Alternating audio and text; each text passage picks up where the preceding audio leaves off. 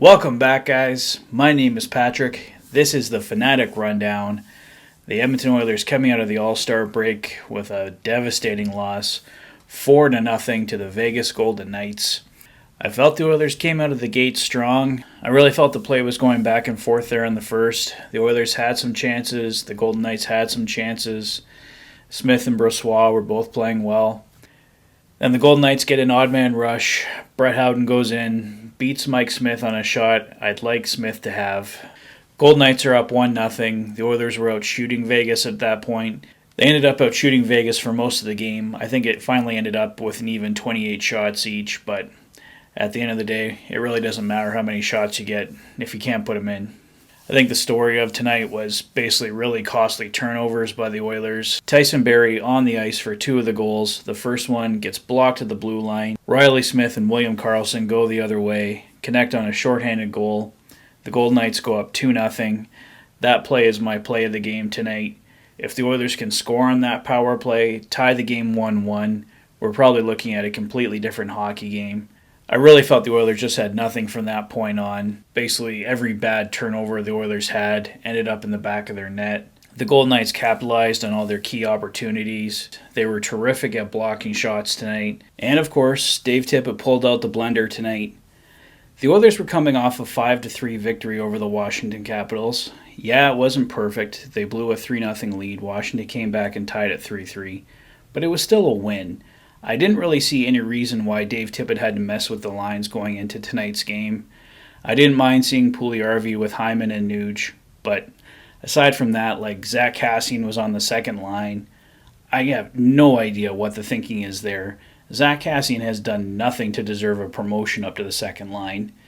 If the Oilers are trying to showcase him for a trade, that showcase didn't go very well. I don't think Kassian was terrible tonight. He passed up a couple good opportunities to shoot the puck. I remember there was at least one play he was in with Draisaitl and looked like a really dangerous opportunity, and they didn't even get a shot on goal.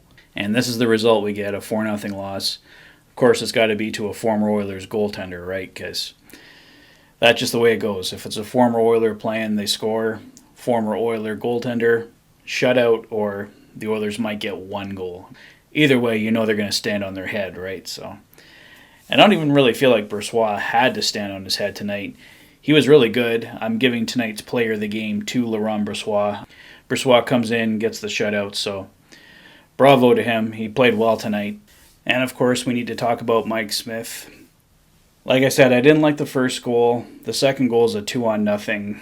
Most goalies aren't going to stop that. Sure, it would have been nice to see maybe a miraculous save there. Doesn't happen. Golden Knights go up 2-0. The third or the fourth goal, take them or leave them. But of course, the big story, it looked like Mike Smith was hurt again. Two players fell on his leg towards the end of the second period. There was a lot of questions about whether he would even show up in the third. He did, but didn't look right. He had a lot of trouble extending. The plan anyway is to play Stuart Skinner tomorrow night against Chicago, so it's not like Mike Smith was going to go back-to-back anyway. But if Mike Smith is going to be out again, the Oilers are going to be without Koskinen until next Monday at San Jose, so are the Oilers going to really roll with Skinner and Konovalov? I mean, they can, or we could see Olivier Rodrigue called up to back up Skinner as well, but like I said, might be jumping ahead of the gun here. Mike Smith could be fine, or at least well enough to at least back up Skinner, but the Oilers have to look for a goaltender. The answer is not going with Mike Smith and Mikko Koskinen here along the stretch. Yeah. Watch I eat my words on that one, but I really don't think I will. Koskinen's played well lately. Smith has not looked good basically since the start of the year.